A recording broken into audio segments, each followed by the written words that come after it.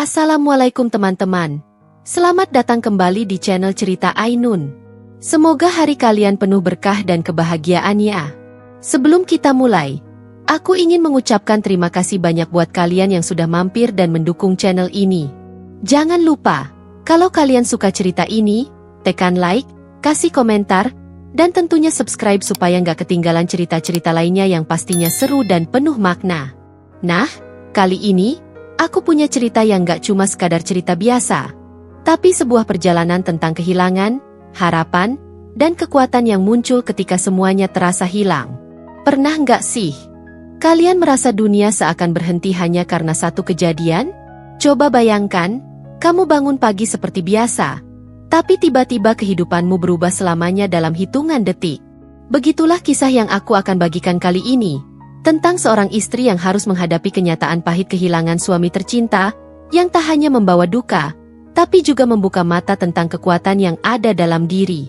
Jadi, siap-siap ya, karena cerita ini gak hanya menyentuh hati, tapi juga akan membuat kalian berpikir tentang apa arti sebenarnya dari kehidupan dan kehilangan. Yuk, simak cerita lengkapnya, dan biarkan setiap kata membawa kalian masuk lebih dalam ke dalam dunia yang penuh emosi ini. Sore itu, langit menggantung kelabu, seperti menggambarkan isi hatiku yang entah kenapa terasa berat. Aku duduk bersila di lantai ruang tengah, melipat cucian yang baru kering, aroma deterjen samar-samar tercium dari sela-sela serat kain. Di sampingku, televisi kecil menyala, menyiarkan acara berita yang samar terdengar, lebih sebagai latar suara daripada sesuatu yang sungguh-sungguh kuperhatikan. Jemariku bergerak otomatis, melipat baju demi baju, menghalau pikiran-pikiran kosong yang berlompatan di kepala. Andra, suamiku, belum mengabari sejak pagi. Padahal biasanya, ia setidaknya akan mengirim pesan singkat sebelum mulai mengoperasikan eskavator di proyek galian tanah tempatnya bekerja. Biasanya, pesannya sederhana, kadang cuma emoji tangan berdoa, atau sapaan singkat, doain aku, ya. Tapi hari ini sunyi. Aku sempat membuka layar ponsel berkali-kali, menatap nama Andra di daftar kontak, menimbang-nimbang apakah harus menghubunginya. Tapi lalu kurungkan. Aku tahu betapa sibuknya dia di proyek, dan aku tak ingin mengganggu. Angin sore menerobos lewat celah jendela, membawa serta bau tanah basah yang berat dan dingin. Aku menarik napas panjang, berusaha menenangkan diri, mengusir rasa tak nyaman yang sejak tadi menggelayuti dada. Hujan semalam begitu deras. Suara gemuruhnya masih membekas di telingaku. Bahkan setelah pagi datang dan menyapu jejaknya dengan matahari malu-malu. Aku berusaha menepis pikiran buruk. Andra sudah berulang kali meyakinkanku bahwa dia hati-hati. Bahwa proyek tempatnya bekerja memiliki prosedur keamanan. Tapi hatiku tetap merasa aneh. Seperti ada sesuatu yang tidak beres. Seperti ada jarak aneh antara dunia dan aku sore itu. Aku menatap keluar jendela, melihat jalan kompleks yang lengang. Air sisa hujan menggenang di beberapa titik, membentuk cermin-cermin kecil di aspal retak. Di kejauhan, kulihat beberapa anak kecil berlari-lari, bermain di tengah gerimis ringan yang mulai turun. Dan saat itulah, sebuah suara melengking memecah keheningan. Sirine ambulans. Terdengar jauh, tapi cukup nyaring untuk membuat jantungku melonjak ke tenggorokan. Aku tertegun. Jemariku berhenti melipat baju. Napas terasa membeku. Ada sesuatu tentang suara itu, tentang cara ia membelah sore yang tenang, yang membuat bulu kuduku berdiri. Bukan sekadar ambulans biasa. Bukan sekadar pertanda umum. Ini terasa personal. Aku menelan ludah, mencoba menepis rasa takut yang tiba-tiba menghantam seperti ombak. Mungkin itu ambulans menuju rumah lain. Mungkin hanya lewat. Aku berusaha berdalih, berusaha keras. Tapi sirine itu, makin lama makin dekat. Dan hatiku tahu lebih dulu. Sebelum mataku melihat, sebelum telingaku mendengar lebih jelas, hatiku tahu. Ada sesuatu yang akan berubah selamanya. Aku berdiri perlahan, tubuhku kaku, seperti dipasung oleh rasa takut yang pekat. Di luar sana, suara sirine itu semakin nyata. Menggelegar, meraung, mengaduk-aduk udara sore yang basah dan dingin. Aku melangkah ke pintu depan, membuka gerendel dengan tangan gemetar. Gerimis kecil mulai jatuh dari langit, menitikan bintik-bintik basah di teras. Aku berdiri di ambang pintu, menatap jalanan kosong, menunggu. Dan dari kejauhan, aku melihatnya. Sebuah ambulans putih melaju cepat, lampu rotatornya berkelip liar, membelah udara kelabu. Mobil itu melaju lurus, menuju arah rumahku. Detik itu, aku tahu, dunia kecilku sebentar lagi akan runtuh. Sejak pagi, Andra belum membalas pesanku. Biasanya, setiap kali eskavatornya mulai bekerja di proyek galian tanah, dia akan sempatkan 1-2 detik mengetik, mengirim pesan singkat. Kadang hanya, doain aku, sayang. Kadang, nanti sore pulang, bawain tahu goreng kesukaanmu. Hal-hal kecil yang membuatku merasa tenang. Hal-hal kecil yang membuat kami terasa dekat, meski jarak memisahkan. Tapi hari ini berbeda. Pagi berlalu tanpa suara darinya. Siang lewat tanpa notifikasi yang kutunggu-tunggu. Aku sempat menelpon beberapa kali. Sekali, 2 kali, 3 kali. Semuanya hanya berujung pada nada sambung panjang yang akhirnya mati sendiri. Pesanku yang kukirim sejak pagi juga centang 1. Tidak terkirim. Aku menggigit bibir bawahku, berusaha mengabaikan ketakutan yang mulai mengintip dari sudut hatiku. Mungkin sinyal di proyek jelek. Mungkin dia terlalu sibuk. Andra pernah bercerita betapa medan di proyek barunya cukup berat, di area perbukitan pinggiran kota. Longsor kecil-kecilan sering terjadi, katanya, tapi tim mereka sudah paham prosedur pengamanan. Aku hati-hati kok, tenang aja. Suaranya terngiang-ngiang di telingaku, menghangatkan, menguatkan. Andra memang bukan tipe orang ceroboh. Setiap gerak-geriknya terukur. Setiap keputusan yang dia ambil selalu penuh pertimbangan. Tapi kenapa? Kenapa firasatku begitu buruk hari ini? Aku melirik ponsel lagi. Masih sunyi. Sambil menunggu, aku mencoba menyibukkan diri. Mencuci piring, menyapu lantai, menyiram tanaman. Semua kulakukan dengan gerakan cepat, terburu-buru. Seolah kalau aku cukup sibuk, rasa cemas ini akan luntur dengan sendirinya. Tapi tidak. Kekhawatiran itu seperti noda yang sudah terlanjur meresap terlalu dalam. Setiap suara kendaraan yang melintas di depan rumah membuatku melongo keluar, berharap ada kabar, apapun itu. Setiap suara notifikasi ponsel membuat jantungku meloncat. Hanya untuk jatuh lagi saat ternyata hanya promo belanja atau chat grup keluarga. Dan saat sirine ambulans itu meraung semakin dekat, aku tahu. Aku tahu sesuatu yang buruk telah terjadi. Hatiku berdegup tak karuan saat ambulans putih itu berhenti tepat di depan pagar rumahku. Suara remnya berdecit halus di jalanan basah. Pintu ambulans terbuka cepat, dan 2 orang paramedis turun. Mengenakan seragam hijau dengan rompi reflektif di belakang mereka, seorang pria berbaju proyek kusam melangkah turun, membawa helm proyek yang kusam dan basah lumpur. Aku mengenali pria itu. Budi, rekan kerja Andra. Wajah Budi pucat pasi, matanya sembab seperti baru saja menangis. Langkahku terasa berat saat menghampiri pagar. Tangan ini bahkan terasa beku. Sulit sekali untuk sekadar memutar kunci pagar. Aku membuka mulut, tapi suara tercekat di tenggorokan. Mereka mendekat, pelan-pelan, seolah takut menghancurkan sisa ketenanganku yang rapuh. Bu! Budi mengusap wajahnya yang basah oleh gerimis, atau mungkin air mata, aku tak yakin. Ada kecelakaan di proyek. Suaranya bergetar. Aku memegang tiang pagar, menopang tubuhku yang terasa oleng. Apa-apa Andra? Aku tak sanggup melanjutkan kalimat itu. Budi hanya mengangguk kecil, dan dunia di sekitarku runtuh. Suara sirine yang tadi meraung kini hanya tinggal dengung jauh di telinga. Dunia menjadi kabur, buram, berputar. Para medis mendekat sambil membawa tandu. Di atasnya, terbaring tubuh seseorang, dibungkus dengan selimut abu-abu basah. Aku tahu sebelum mereka membuka penutup itu. Aku tahu sebelum sepatu kerja itu terlihat. Sepatu yang kubelikan tahun lalu, sepatu yang Andra pakai hampir setiap hari ke proyek. Sepasang sepatu berlumpur, yang kini terkulai tak berdaya. Aku memekik, Bukan pekikan keras, tapi suara serak yang keluar begitu saja dari dalam dada. Tanganku menutupi mulut, mencoba menahan amukan histeria yang siap meledak. Tubuhku gemetar hebat.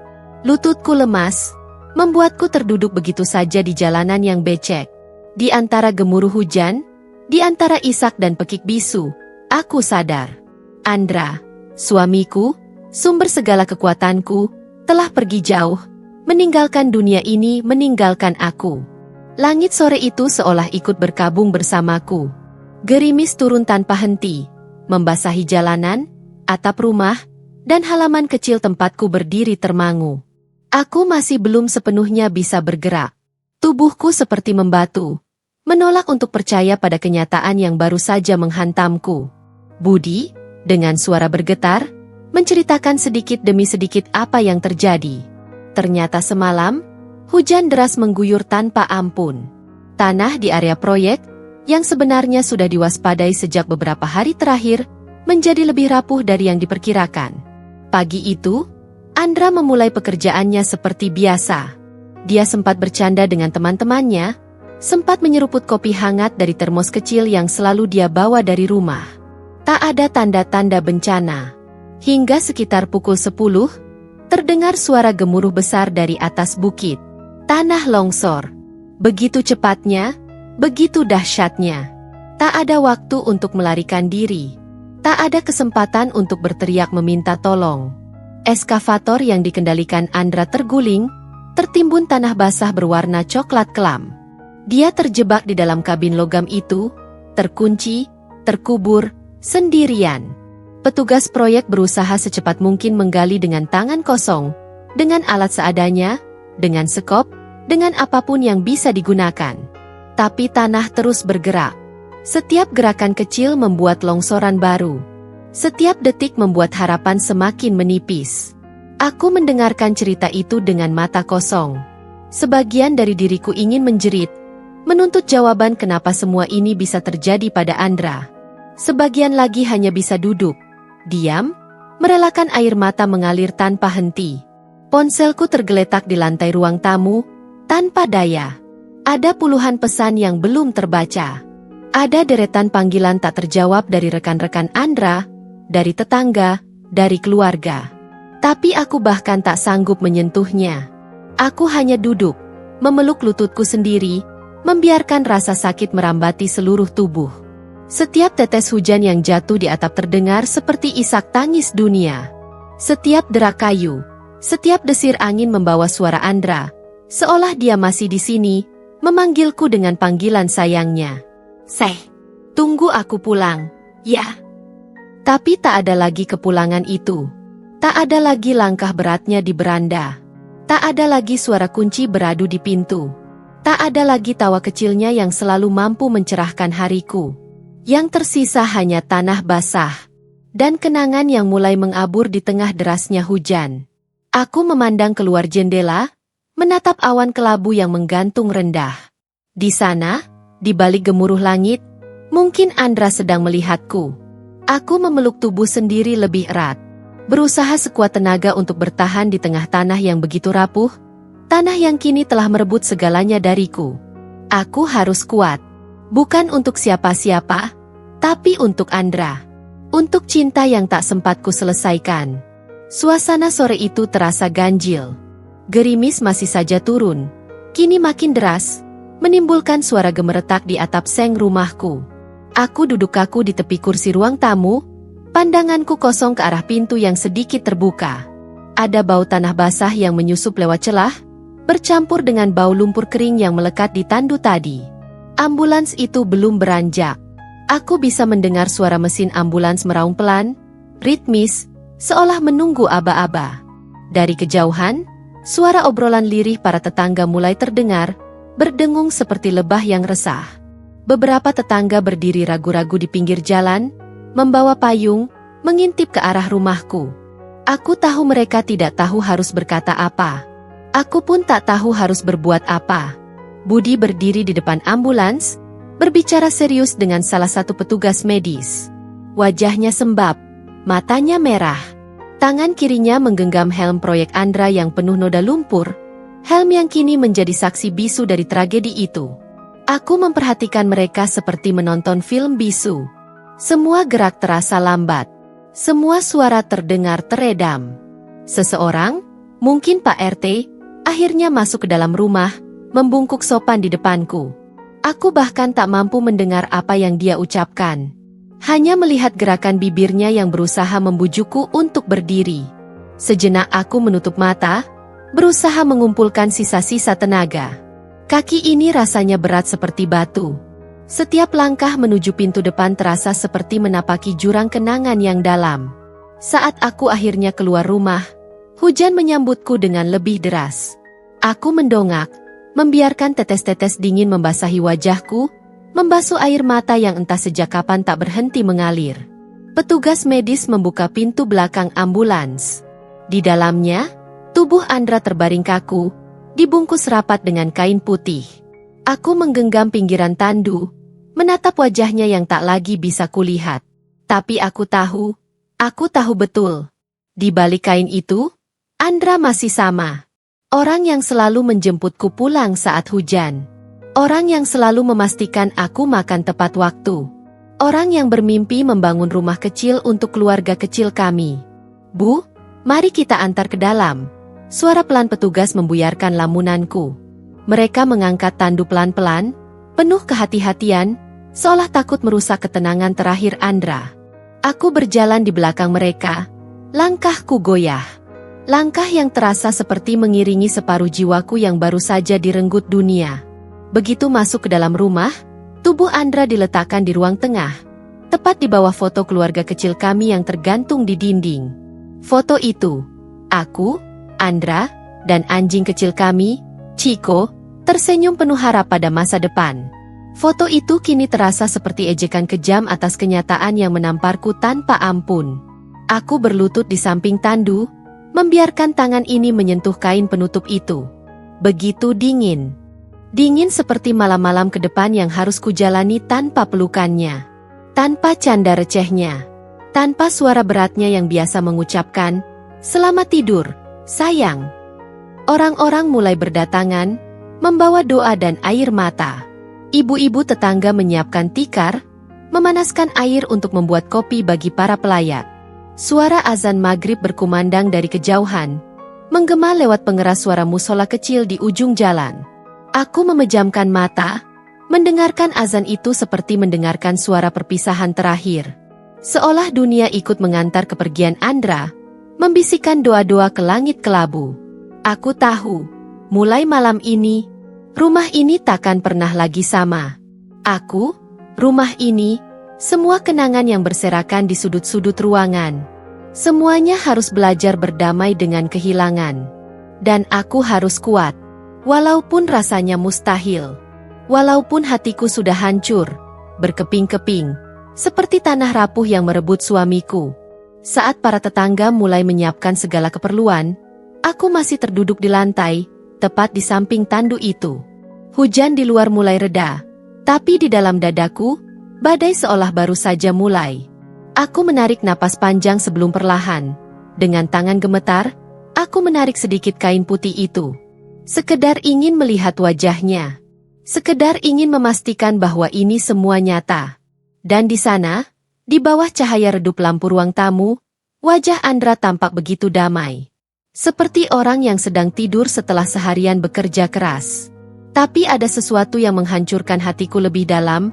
Wajahnya masih dipenuhi bercak lumpur yang mengering. Di sudut bibirnya, ada noda coklat tanah yang belum sepenuhnya bisa dibersihkan. Tangan kasarnya yang dulu selalu hangat saat menggenggamku, kini pucat dan dingin, masih menggenggam sisa-sisa tanah basah. Aku tak sanggup menahan isak. Suara tangisku pecah, menggema di ruangan itu. Beberapa ibu tetangga bergegas mendekat, mencoba memelukku, mencoba menenangkan. Tapi bagaimana caranya menenangkan hati yang baru saja kehilangan seluruh alasnya? Aku mengusap pelan wajah Andra, berusaha membersihkan sisa lumpur dengan ujung jilbabku sendiri. Setiap gerakan terasa seperti menggoreskan luka baru di dalam dadaku. "Bersih ya, yang biar kamu tenang," bisikku sambil terisak. Aku tak peduli meski pakaianku basah, kotor oleh lumpur. Tak peduli meski wajahku memerah karena dingin dan air mata. Saat itu, yang kupedulikan hanya satu hal, mengantarnya pulang dengan terhormat. Beberapa teman kerjanya datang bergantian, membawa helm proyek, sepatu kerja, dan beberapa barang pribadi Andra yang berhasil diselamatkan dari lokasi longsor. Aku memandang barang-barang itu. Helm penuh retakan, sepatu berlumpur, jam tangan yang mati di pukul 10.17. Waktu tanah itu runtuh dan menelan segalanya. Jam tangan itu dulu hadiah ulang tahun dariku. Aku ingat betapa Andra begitu bangga memakainya, menunjukkannya ke semua teman kerjanya. Kini, jam itu menjadi saksi bisu dari detik terakhir hidupnya. Aku mengelus jam tangan itu, menahan air mata yang kembali mengalir. Segala rencana kami, segala impian kecil yang kami rajut bersama, semua berhenti di pukul 10.17. Beberapa petugas dari desa mendekat, membisikkan tentang proses pemandian jenazah dan persiapan pemakaman. Aku hanya mengangguk tanpa suara. Aku merasa seperti boneka rusak, bergerak karena orang lain menggerakkan, berbicara karena orang lain menyuruh. Di luar, suara mobil-mobil tetangga berdatangan terdengar semakin ramai. Lampu-lampu rumah sekitar mulai menyala, memantulkan bayang-bayang panjang di jalanan basah. Aku tetap di samping Andra, menatapnya tanpa berkedip. Seolah takut kalau aku melepas pandang, ia akan benar-benar pergi. Aku membisikkan satu doa sederhana di telinganya. Aku di sini, Yang. Aku kuat kok, walau rasanya aku nggak tahu gimana caranya. Kamu tenang ya. Jangan khawatirkan aku. Kalimat itu terasa seperti kebohongan terbesar yang pernah kuucapkan. Karena kenyataannya, aku tidak kuat. Tidak saat itu. Tidak malam itu. Malam itu, dunia benar-benar terasa berhenti berputar. Meninggalkan aku, bersama tubuh penuh lumpur Andra. Dan kenangan-kenangan yang menyesakan di setiap sudut rumah ini. Malam itu, setelah proses pemandian jenazah selesai, aku duduk sendirian di beranda rumah. Payung-payung basah berjejer di sudut teras. Bau tanah basah masih memenuhi udara. Aku memeluk lututku sendiri, mencoba menahan dingin yang menggigit hingga ke tulang. Dari ruang tamu, samar-samar aku mendengar suara teman-teman kerja Andra berbicara. Pelan, nyaris seperti bisikan. Aku tak bermaksud menguping, tapi kata-kata mereka meluncur begitu saja ke telingaku. Kasihan, Andra tuh orangnya hati-hati banget. Tapi siapa sangka, longsor itu datang secepat itu. Ujar suara berat seseorang, mungkin Pak Wahyu, mandor proyek. Iya. Waktu kami dapat kabar radio dari operator kren, katanya Andra lagi mindahin tanah di pinggir tebing kecil itu. Tahu-tahu tanahnya turun kayak air bah. Nggak ada waktu buat kabur. Timpal suara lain. Aku mengepalkan tangan, meremas kain dasterku erat-erat. Dalam bayanganku, aku bisa melihat Andra duduk di balik kemudi eskavator kesayangannya. Helm masih terpasang rapi, matanya fokus. Aku bisa membayangkan detik-detik itu. Saat tanah mulai bergeser. Saat suara runtuh bergemuruh dari atas bukit kecil itu. Mungkin Andra sempat tersentak. Mungkin ia sempat berusaha membalikan eskavator, mencoba mundur. Mungkin ia sempat berteriak, memanggil rekan-rekannya. Tapi longsor bukan sesuatu yang bisa dilawan. Dalam hitungan detik, ribuan kilogram tanah basah meluncur menelan segalanya. Mereka bilang, saat mereka menemukannya, eskavator itu hampir tak terlihat. Hanya ujung boom, lengan eskavator, yang nongol sedikit dari timbunan tanah. Butuh waktu berjam-jam untuk menggali dengan hati-hati, takut kalau tanah susulan kembali bergerak. Saat Andra akhirnya ditemukan, tubuhnya masih berada di dalam kabin. Tangan kanannya masih menggenggam tuas kendali. Seolah sampai detik terakhirnya, ia berusaha menyelamatkan mesin itu, menyelamatkan pekerjaannya, menyelamatkan dirinya. Salah satu rekan kerja mendekatiku malam itu, menyerahkan sesuatu. Bu, ini kami temukan di dashboard eskavator Andra. Sebuah foto kecil. Foto aku dan Andra saat kami berlibur ke pantai 2 tahun lalu. Aku tersenyum malu di foto itu. Andra merangkulku dengan senyum lebarnya yang khas. Aku menatap foto itu lama, membiarkan air mataku jatuh tanpa suara. Ternyata, Bahkan di tempat kerjanya, Andra tetap membawa aku bersamanya. Ternyata, aku selalu ada dalam pandangannya, dalam perjuangannya, dalam semangatnya. Aku menggenggam foto itu erat-erat, menempelkannya di dada. Maaf, yang aku nggak ada di situ buat nolong kamu. Bisikku lirih. Malam makin larut, angin basah bertiup dari ladang belakang rumah. Lampu-lampu di jalanan sudah mulai padam satu persatu. Rumah-rumah tetangga juga mulai sunyi. Aku tetap duduk di sana, di beranda rumah, menatap langit mendung yang masih meneteskan sisa gerimis. Di dalam hatiku, aku bisa mendengar suara Andra. Suara beratnya, bercampur tawa kecil, memanggilku seperti biasa. Sayang, aku pulang. Tapi kali ini, itu hanya gema. Gema dari hati yang setengahnya ikut terkubur bersama eskavator itu. Sejak malam itu, rumah terasa berbeda. Setiap sudut menyimpan bayangan Andra. Setiap derit pintu, setiap langkah kaki di lantai kayu, seolah membawa jejak kehadirannya. Aku duduk sendirian di ruang tamu. Di pangkuanku, teronggok baju kerja Andra, baju lapangan berwarna hijau kusam, yang bahkan setelah dicuci tetap menyisakan bau tanah dan minyak mesin. Kuraih bajunya, mendekatkannya ke wajahku. Aku membenamkan hidungku, menarik napas panjang, berusaha mengunci aroma itu dalam ingatanku. Aku belum siap, Yang. Bisikku, air mata mulai membasahi pipi. Aku meraih satu persatu barang miliknya. Topi proyek dengan logo perusahaan, jaket lusuh favoritnya, sepatu kerja yang masih belepotan lumpur. Setiap benda berbicara. Menceritakan potongan hidup Andra, seorang pria sederhana yang hanya ingin membangun masa depan untuk keluarganya. Di atas meja, ada agenda kecil milik Andra. Kubuka perlahan, lembar demi lembar.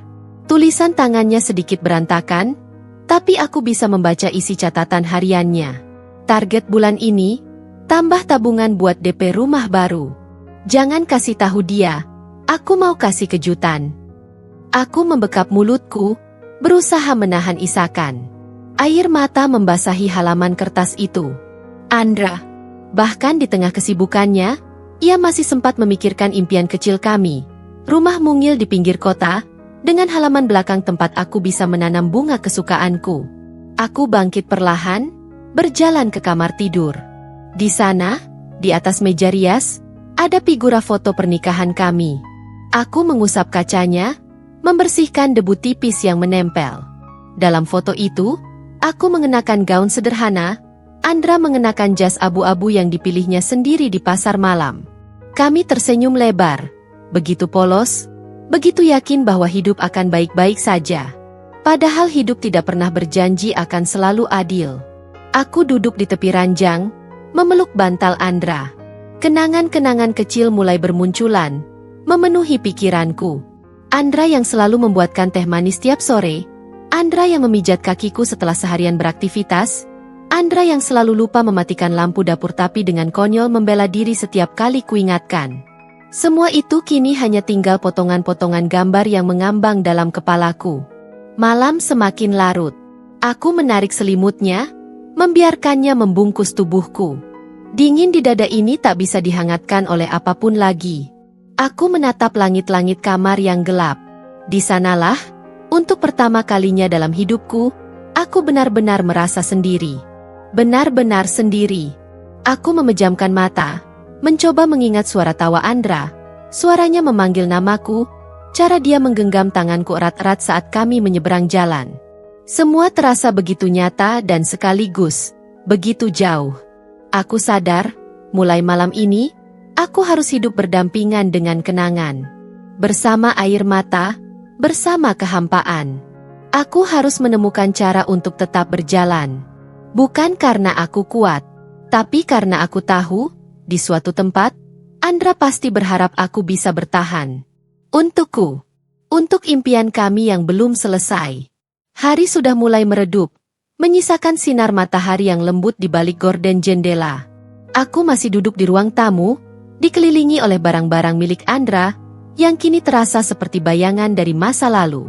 Kepalaku terasa berat, seperti ada beban tak terlihat yang terus menghimpit.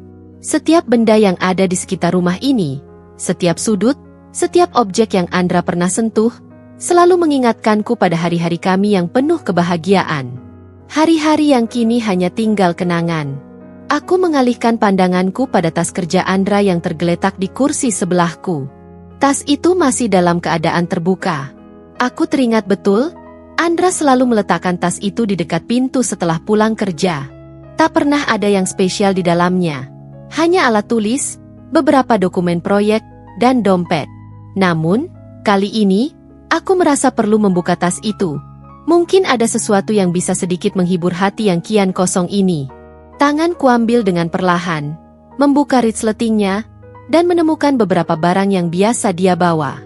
Sebuah buku catatan kecil, beberapa kwitansi proyek, dan sepucuk surat. Aku berhenti sejenak. Surat itu tampak baru, dengan tulisan tangan Andra yang tertata rapi, sangat berbeda dari biasanya. Biasanya, tulisan Andra cepat dan agak berantakan, tetapi surat ini terlihat begitu hati-hati, seolah ada sesuatu yang sangat penting yang ingin ia sampaikan. Aku menarik napas dalam-dalam, menggenggam surat itu dengan jemari yang bergetar, dan mulai membacanya. Sayang, kalau kamu membaca surat ini, aku sudah tidak ada di sini lagi. Aku ingin kamu tahu, bahwa apapun yang terjadi di pekerjaanku, apapun yang kamu dengar tentang aku selalu mencintaimu. Kamu adalah alasan aku bekerja keras setiap hari, alasan aku memilih hidup yang sederhana namun penuh makna. Kamu dan impian kita adalah semua yang pernah aku inginkan. Dan itu tidak akan pernah berubah, bahkan setelah aku pergi. Aku ingin kamu tahu bahwa aku akan selalu menjagamu dari tempat yang lebih baik. Aku mungkin tidak bisa melihatmu lagi, tetapi aku akan selalu ada di setiap langkahmu. Jangan pernah merasa sendiri, karena hatiku akan selalu berada di sampingmu. Aku memohon, sayang, jangan biarkan hidupmu terhenti di sini. Kamu punya kekuatan lebih dari yang kamu tahu. Dan aku ingin kamu terus mengejar impian kita. Jangan biarkan apa yang terjadi meruntuhkan semangatmu. Aku akan selalu ada di setiap kenangan kita, dalam setiap tawa kita, dan setiap langkah yang kita rencanakan bersama. Aku mencintaimu, dan itu tidak akan pernah berubah. Andra. Aku membaca surat itu berulang kali. Setiap kata terasa seperti luka yang semakin dalam. Andra. Kenapa surat ini tidak aku temui sebelumnya? Kenapa ia harus menulis ini ketika dia tahu tak ada kesempatan untuk memberikannya padaku secara langsung? Air mataku tumpah, satu demi satu. Aku menyentuh kertas itu dengan pelan, merasakan setiap goresan tulisan Andra yang begitu hidup, begitu penuh dengan cinta dan perhatian. Andra tidak hanya meninggalkan aku, dia meninggalkan segalanya. Mimpinya, harapannya, bahkan kebahagiaan kecil kami. Namun, satu hal yang jelas, dia mencintaiku lebih dari apapun. Itu terasa sangat nyata di setiap kata dalam surat ini. Aku meremas surat itu erat-erat, mencoba menahan tangis yang semakin tak tertahankan. Aku akan terus berjalan, Yang, demi kamu, demi mimpi kita. Itu adalah janji yang kutetapkan dalam hati.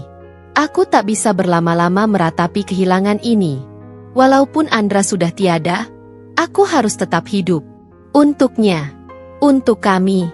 Aku berdiri, memandangi foto pernikahan kami di atas meja, dengan senyum lebar di wajah Andra. Aku berjanji pada diriku sendiri, di hari yang penuh air mata ini, aku akan bertahan. Bukan hanya untuk diriku, tapi juga untuk kenangan-kenangan yang Andra titipkan, untuk setiap janji yang tak sempat dia tepati. Pagi itu, hujan mulai turun perlahan, membawa kesedihan yang semakin menyesakkan dada. Aku berdiri di dekat jendela kamar, memandang keluar, menyaksikan titik-titik air yang membasahi tanah. Langit abu-abu menggantung rendah, seolah turut berduka atas kepergian Andra. Suara gemericik hujan menjadi latar yang sempurna untuk perasaan ini, kesedihan yang dalam, tetapi tak bisa disangkal. Hari pemakaman Andra sudah tiba. Segalanya terasa seperti mimpi buruk yang tak kunjung berakhir. Aku masih mengenakan pakaian hitam, sederhana, karena tidak ada yang perlu mewah untuk mengantar kepergian seseorang yang begitu berharga dalam hidupku. Aku duduk di kursi, menatap tubuh Andra yang terbaring di dalam peti mati, dikelilingi oleh bunga-bunga yang seharusnya mewakili kebahagiaan, namun kini justru melambangkan kehilangan yang tak terbayangkan. Di luar, mobil ambulans yang mengantar jenazah Andra sudah terparkir di depan rumah. Teman-teman dan kolega Andra mulai berdatangan, satu persatu.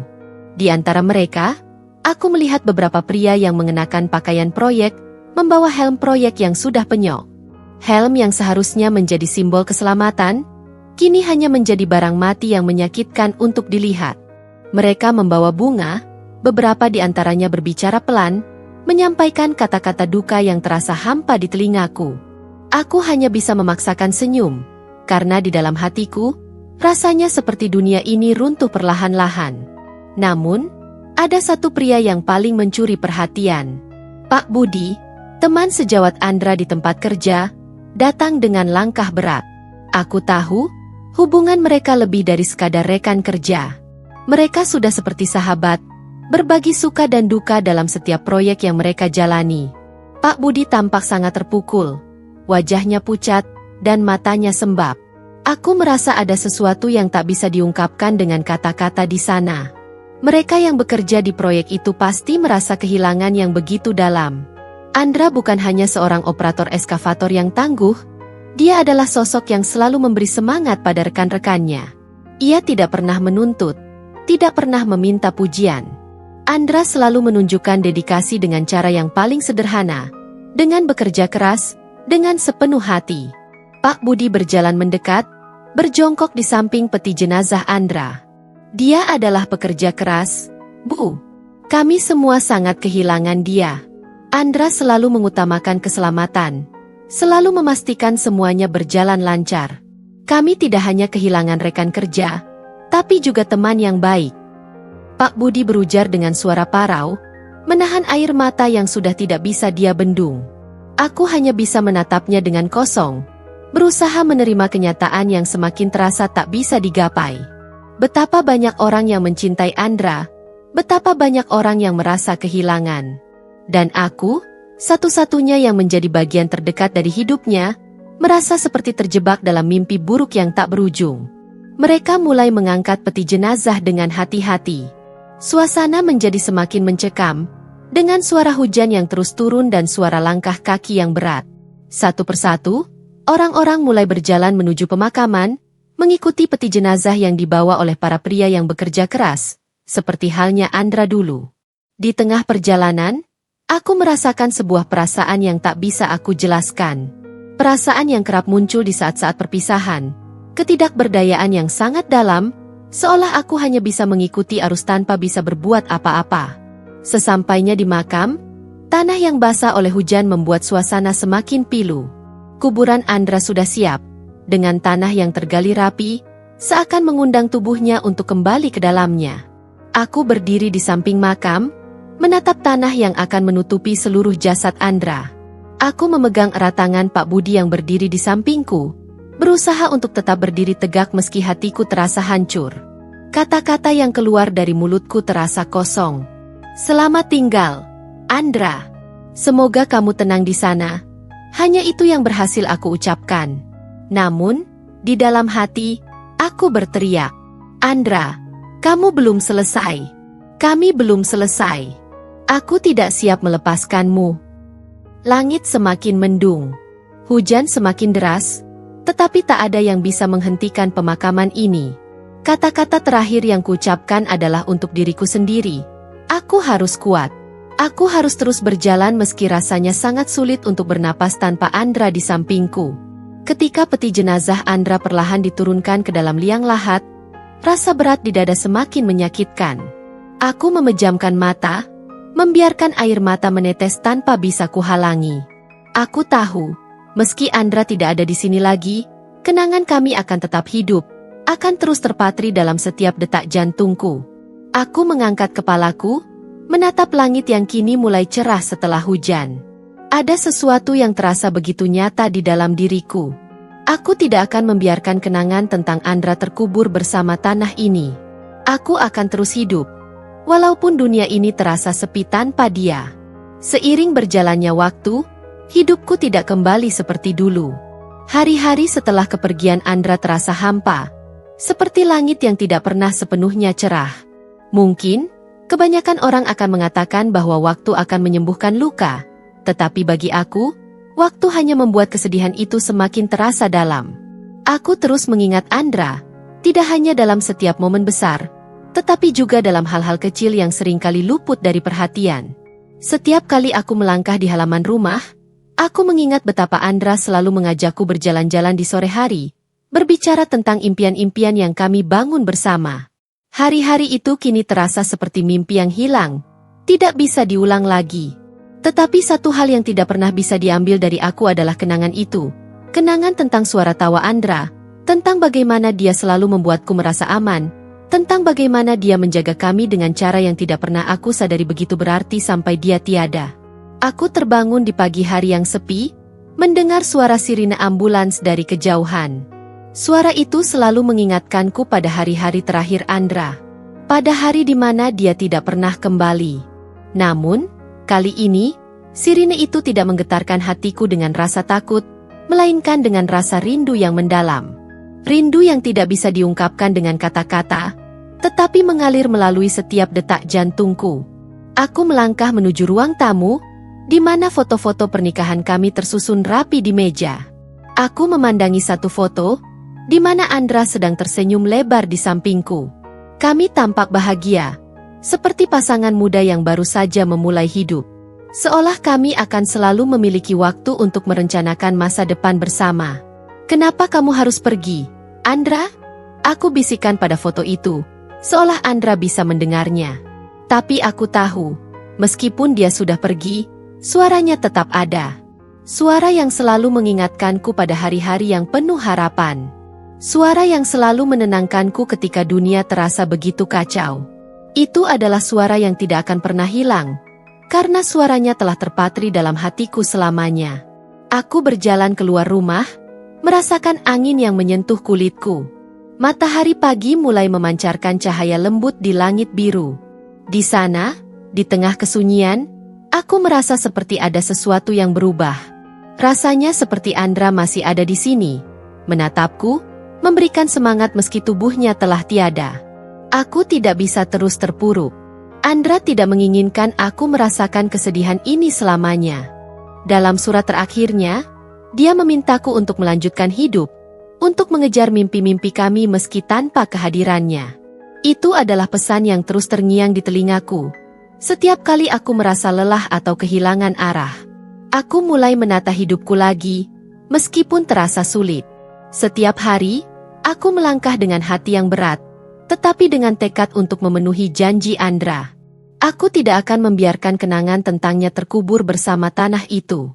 Aku akan terus berjalan, berjuang untuk apa yang kami impikan. Aku kembali bekerja, mengurus semua hal yang selama ini Andra yang lakukan. Bisnis kami yang dulu kami bangun bersama, kini aku jalani sendirian. Setiap keputusan yang kuambil, aku selalu membayangkan apa yang akan Andra katakan. Suaranya yang selalu bijaksana, yang selalu memberikan keyakinan bahwa aku bisa melewati segalanya. Malam-malamku seringkali dipenuhi dengan kenangan tentang Andra. Setiap tempat yang kami kunjungi, setiap percakapan yang kami lakukan, semua itu kembali dalam benakku. Andra mungkin sudah pergi, tetapi suaranya tetap mengalir dalam hidupku, memberi kekuatan, memberi petunjuk, memberi harapan. Di tengah kesedihan yang mendalam ini, aku menemukan kedamaian. Aku tahu, aku tidak akan pernah bisa menggantikan Andra. Tetapi aku juga tahu, Andra akan selalu hidup dalam setiap langkahku. Dalam setiap keputusan yang kuambil. Dalam setiap kenangan yang terus hidup dalam hatiku. Aku menatap langit malam, dan aku tahu, Andra ada di sana. Dalam setiap bintang yang bersinar, dalam setiap angin yang berhembus. Aku bisa merasakan keberadaannya, meskipun aku tidak bisa melihatnya lagi. Dan aku berjanji, dalam setiap hari yang kujalani, aku akan membawa suaranya bersama dengan hatiku. Suara Andra, yang dulu membawa kebahagiaan, kini menjadi sumber kekuatan yang akan mengantarkanku menuju masa depan. Meskipun tanpa Andra di sini, suaranya terpatri di hatiku, abadi selamanya.